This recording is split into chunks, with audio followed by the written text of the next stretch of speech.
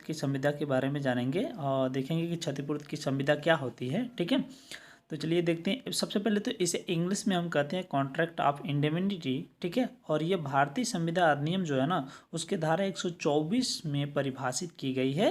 हालांकि 25 में जो क्षतिपूर्तिकर्ता होता है, क्षतिपूर्तिधारी होता है, उसके अधिकार वगैरह जो कुछ भी कर्तव्य वगैरह होते हैं दिया गया है। ठीक है, सबसे पहले इसमें हम लोग पढ़ते हैं, देखते हैं क्या है। ठीक है, देखिए जो भारतीय संविदा अधिनियम की धारा 124 है ना, धारा 124 क्षतिपूर्ति की संविदा को परिभाषित करती है। ठीक है, यानी कि भारतीय संविदा जो अधिनियम है, इसकी धारा 124 क्षतिपूर्ति की संविदा को परिभाषित करती है। यहाँ से एक ऑब्जेक्टिव क्वेश्चन बन जाता है।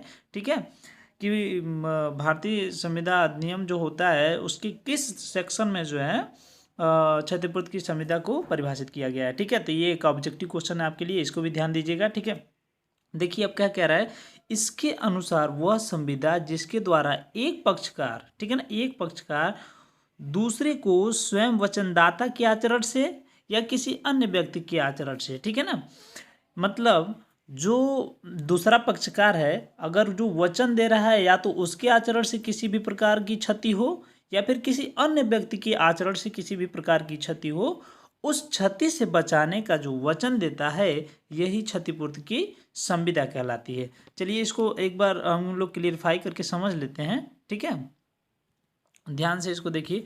मान लीजिए कि यहाँ पे ए है, ठीक है ना, और ये बी है। ठीक है, और इन दोनों के बीच में कॉन्ट्रैक्ट होता है। ठीक है, ए वचनदाता है, ये वचन दे रहा है, तो या तो इसके जो आचरण से किसी प्रकार की क्षति होती है बी को, या फिर किसी अन्य व्यक्ति जो सी है इसकी वजह से जो है किसी भी प्रकार की क्षति होती है बी को। ठीक है, ये जो किसी भी प्रकार की क्षति हो रही है इसी को जो मतलब एक तरीके से उसको क्षति जो होती है उसको पूरा करने का जो आचरण मतलब वचन देता है ना, तो वही जो है क्षतिपूर्ति की संविदा कहलाती है। मान लीजिए इसके किसी आचरण के कारण, ठीक है, बी को घाटा हो गया, या फिर सी के किसी आचरण के कारण बी को घाटा हो गया। ठीक है, तो ये जो ए वचन दे रहा है कि अगर मेरी वजह से आपको कोई प्रकार की दिक्कत हो रही है, क्षति हो रही है, या फिर सी के वजह से किसी प्रकार की क्षति हो रही है, तो उसकी जो है क्षति को पूर्ति हम करेंगे, और यही जो संविदा होती है यही क्षतिपूर्ति की संविदा